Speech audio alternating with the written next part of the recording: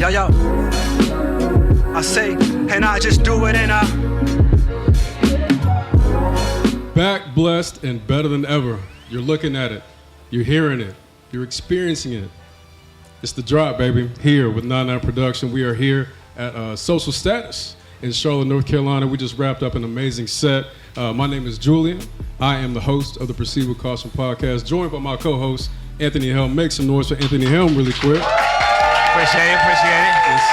Yes, sir. I need y'all to make even more noise, okay? I said last time, I don't do well with strangers, so I get my energy from y'all. Okay, so I need a little bit of it right now. Make some noise for Tymain Robbins.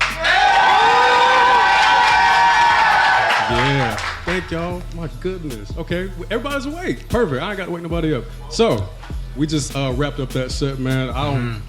I have so many things to say. You Man, I'm gonna tell you right now, I'm speechless after that. I know we got a lot to do, but yeah.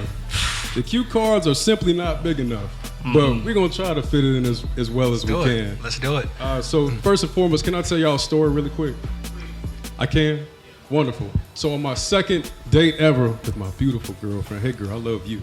I'm talking about you. Yeah, we went to an open mic night where singers, songwriters, rappers came and performed at a coffee shop, Queen City Grounds, if you guys have been there. If not, wonderful place. Sonorous Waves was the event that we went to, right? So I'm there, I'm vibing. I love live music. I don't care what you're doing. If it's live music, I love it. So I'm sitting there and I see this man walk on. And when I tell you I was blown away is not even like the right, man, I was just floored. You are talented, you are gifted, you are blessed. God has put his hand on you for real, man. When I tell you I've never seen anything like this, I really do mean that, man. I envy your ability. I see it. Everybody, look at the room. I think I speak for everyone when I say you gained a fan today and forever. I appreciate that. Make some noise one more time for Tymain Robbins. I appreciate that. Love it, man. So we're gonna learn a little bit about you, just to get to know you more on a personal level. So to kick it off, man, just tell us about your upbringing. You mentioned Bolton, North Carolina. Yeah. Gonna put Bolton on the map tonight. But Absolutely. talk to us about your upbringing. Yeah, I'm a small town kid from a small town called Bolton, North Carolina. So it's a population of about 500 people. It's about 30 minutes outside of Wilmington. And so when you think of the sticks, I am from that. It's woods. We got one stoplight, one gas station. I have two last names. So my name is Tymain Robbins. So we have a Freeman Gas Grill and Grocery. We have a Freeman's Tire and Auto. We got a family church where my auntie is a pastor, my uncle is a deacon, my cousin plays the keys. So it's very, very small town and family oriented. But yeah, I grew up just becoming a fan of music. Okay. Also, I had family members who were in music, which inspired me to kind of do my own thing. And my parents were young. So when they had me, so my mom was 19, my dad was 18. So all I listened to is Jay-Z and 50 Cent. That's all. They were kids too. And that's kind of what inspired me to even want to do music, right? Growing up as a kid too. Okay, wonderful, man. You talking about family, that segues perfectly to my next question. Mm-hmm. Again, we do our homework here at 9-9. Okay, we did our research. One of my favorite clips that I was looking through, that sounds weird, but I was looking through your page. He was creeping. And one of my favorite things I saw was you playing a song for your father. Yeah. And him just really just getting into it and be like, that's my son right there. Yeah. Man, talk about your support system. It sounds like y'all own Bolton. If I ever go to Bolton, I know who to tap in with. Freeman. Yeah. Talk about your network, man. Talk about your safety net. Yeah, man. Family is so important to me, right? And I think as an adult, and I guess also as a man, sometimes we are operating alone, and we feel like we don't need any connection, but we definitely do. And so even that moment that I had with my father, it was reminiscent of when I was a kid and I couldn't wait for him to come home, and I would rap my new verse, right? And hopefully he told me it was good. And so it meant the world to me, right? To play my album for him for the first time. But my support system has always been extremely strong as a kid. I was doing talent shows, playing basketball, and all types of things. And sometimes when artists have that story of, yeah, my teacher told me I would never make it, or my family didn't support me. I don't have that story. It was just always love, right? And I think that molded me into the man and my character today. Okay. You're driven off love. Driven off love. Move with love. That's what's up. So tell us about your project, What If It All Works Out? Because, I mean, I'm going to tell you right now, it's working. How do you feel about it? Yeah, it's funny. Every time someone asks or tells me, like, you're going to make it, I'm like, I'm making it. They're like, oh, what's going to happen? I'm like, it's happening, right? So it's working. It's working. I agree. I love that. That confidence, same confidence I saw that night at Queen City Grounds. It's like something you can't teach. You're just born with it. And it comes off you. You can feel it in the energy in the room, man. It's a crazy thing to see. Right? So with that, we're talking about, you guys have? Okay. With that, we're talking about just kind of like your journey, your pathway. You hit on mental health so importantly. So I wanted to bring that back up. Folks, we got to take care of ourselves, right? Absolutely. Not just drinking water, not just stretching in the morning. I don't stretch in the morning as it is, right? But when you talk about your mental health, man, when I say mental health, what does that mean to you? I think it means a variety of different things, because I think just healthy mind, soul, right? And I'm very spiritual based, and so I think, right, making sure I'm healthy, like mentally, is great. But if I'm not in tune with God, then I'm not good at all. So I just always love to be spiritually in tune, spiritually sound. So mental health, like, is a spiritual aspect for it to me too, also. Big time. I mean, I went on my mental health journey pretty recently, got into therapy. I had to do some brain tuning, you know what I'm saying, just to recenter. And one of the themes of one of your songs was like, what I got from it was getting out of your own way. I think many of us, at least myself, kind of like say, man, I don't know if I can do this, or this might get in the way. What if this doesn't go right? When you say, what if it works out? Yeah. Damn, what if it does work out? Yeah, what if it does? Yeah, kind of betting on yourself. So I thank you for that, because you put it in writing in a way where I hear it, I'm like, yeah. And on the album, your song Let Go. What was the exact moment where you let go? I think I'm still, it's funny, because I feel like I write for my future self sometimes, because I don't think I've still fully let go of things. Because like when we talk about the theme of the album, it's like letting go of all distractions, hindrances, things that are weighing you down, things that are blocking you from like truly being successful and operating as your higher self. And sometimes it's hard, right? You're stuck in habits. There's things that you're connected to and you don't want to get rid of. And I am still working on that, right? And learning discipline so I can like get through those things. But yeah. That's deep. That song hit for me, for real.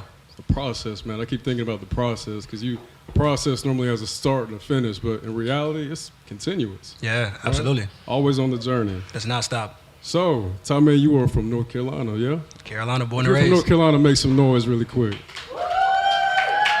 Ain't that many people from North Carolina? People from North Carolina in here. Oh, we got South Carolina in here. Can we make some noise? That's what's up.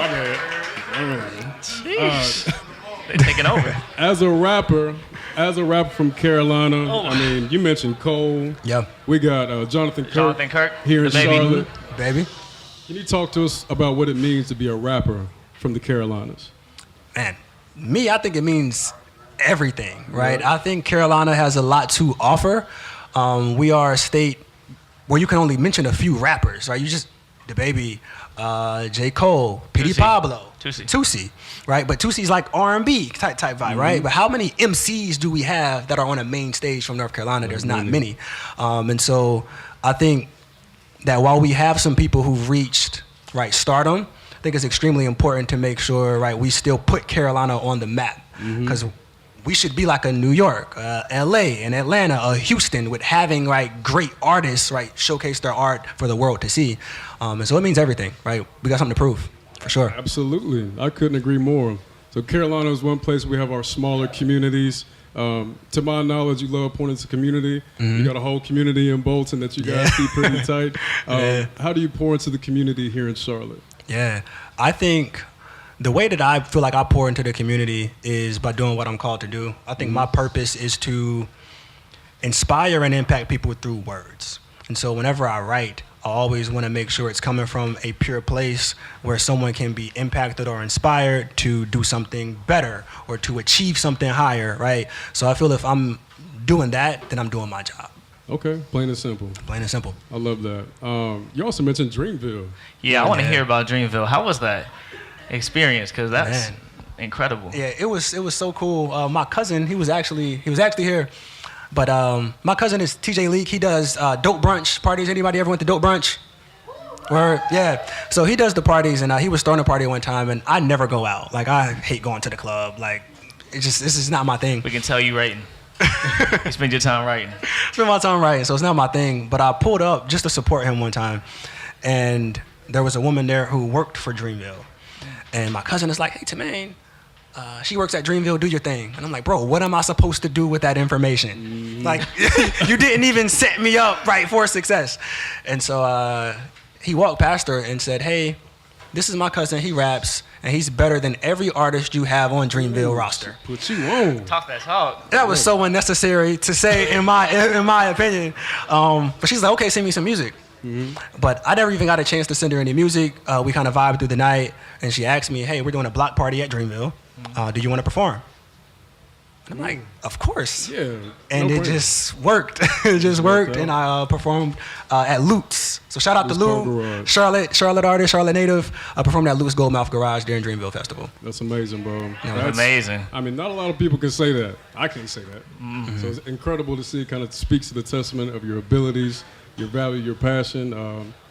Carolina, Bolton is on the map. It's on the map. You the head honcho.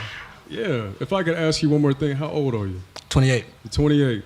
If you could go back to Tymain, rapping to his father, wait for him to come home, what would you tell younger Tymain right now? Oh, man. That's a good question. It's funny, because I said it in my song, Dust Myself Off. If I could talk to my past self, I'd tell him to boast. I'd tell him to gloat, but not too much, just enough. So all these people around here would know you the GOAT. And tell them don't be afraid to fail, because you need it to grow. That's what I would tell my younger self. Hey, he already talked to him. He already talked to him.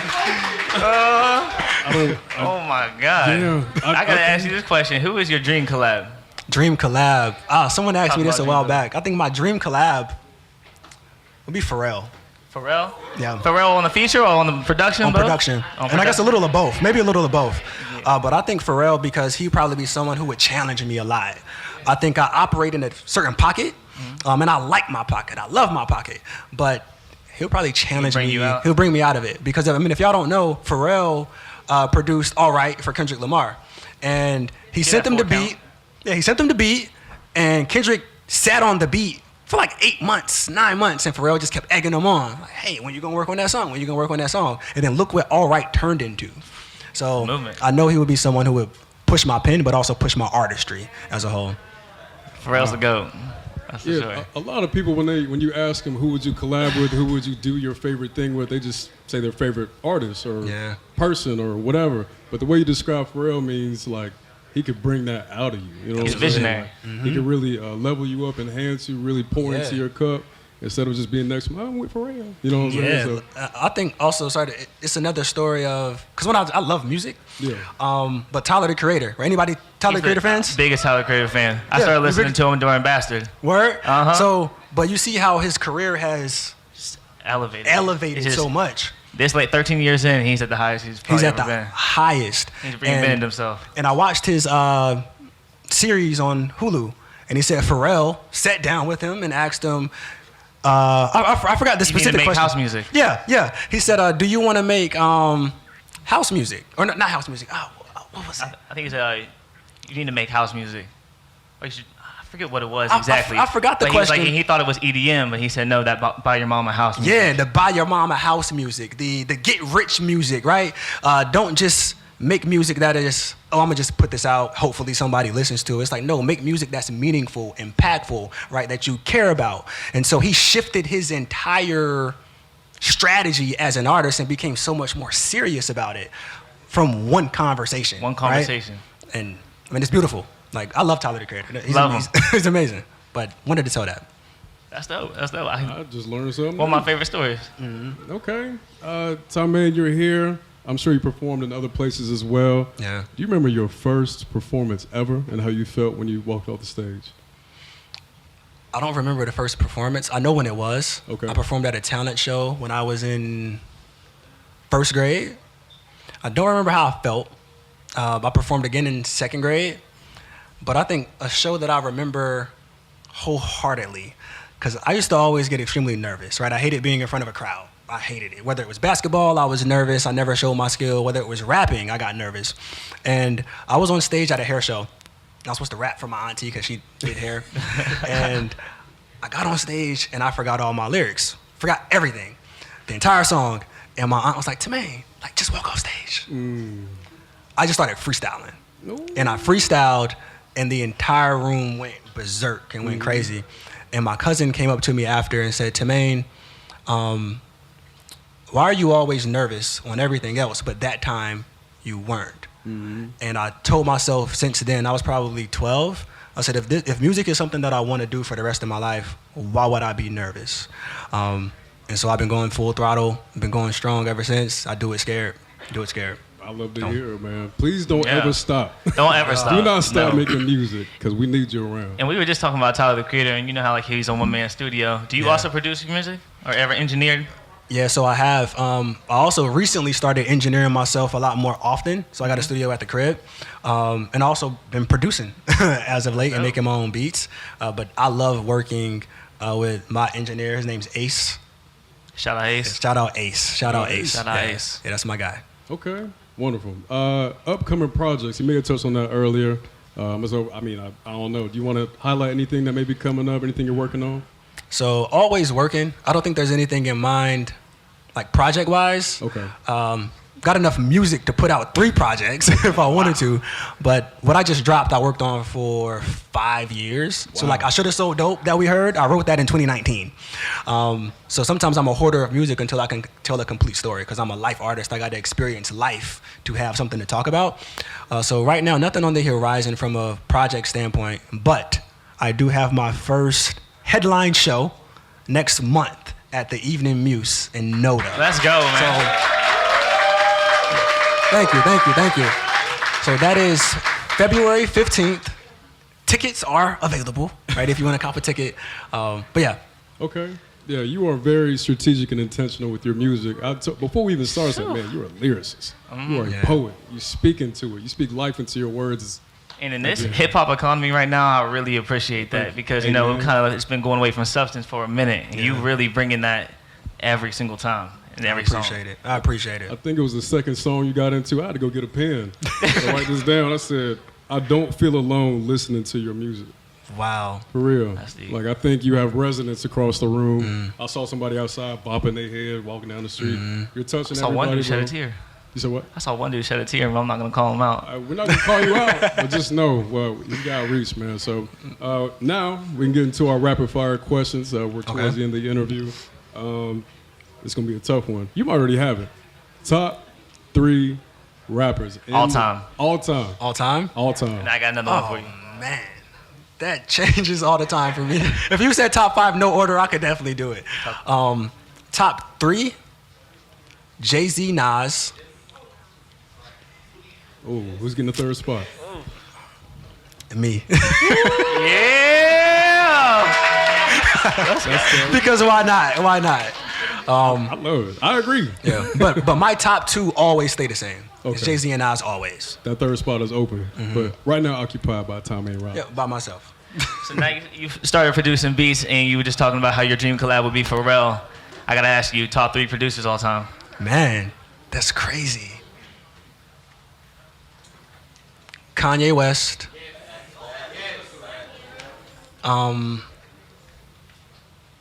Ninth Wonder. And I'd say maybe Pete Rock. Okay. Pete Rock. Okay. In that order? No order. But Kanye's probably my favorite. Kanye's number 1, Kanye's though. the GOAT. Kanye's number 1. He's the GOAT. Understood. The sampling All go. right, man. Last question of the interview. If it wasn't music, if it wasn't rapping, what would Tymain Robbins be doing?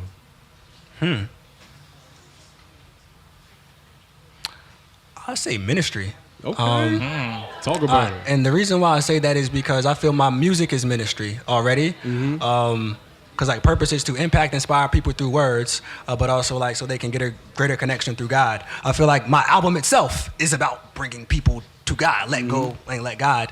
So I think I'd probably be doing something in ministry. I don't think I'd be a pastor per se, but I'd definitely be spreading the gospel for sure. Round of applause, incredible. please. Go ahead. Now, we haven't done this today, but anybody in the crowd have a question you'd like to ask? Oh. You want to ask it out? Don't nobody got no questions. I mean, y'all ain't. Talk to me. Oh, for real? Okay. She asked, do you prefer flats or drums? Flats. Flats all Flats. day. Yes, sir. Yes, sir. Thank you. Appreciate it. Somebody likes drums? Boo. Oh, man. This has been an interview with Tymain Robbins.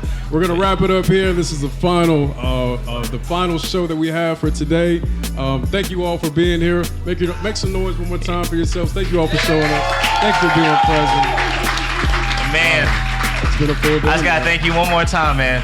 You're gonna be big in this game. And I'm happy and grateful I got to see it from right here. Wow. Before it's, you know, it's real expensive and real hard to see it. Yeah, we're gonna save this. I'm putting this in the back. This is good. Yeah. I said, I know him. Okay, you gonna let me in. You've been here. I appreciate it, for real. Truly. This is a 9-9 production. You're watching it. The Drop, season 2. Thank you for watching. We appreciate you. Take care. Peace.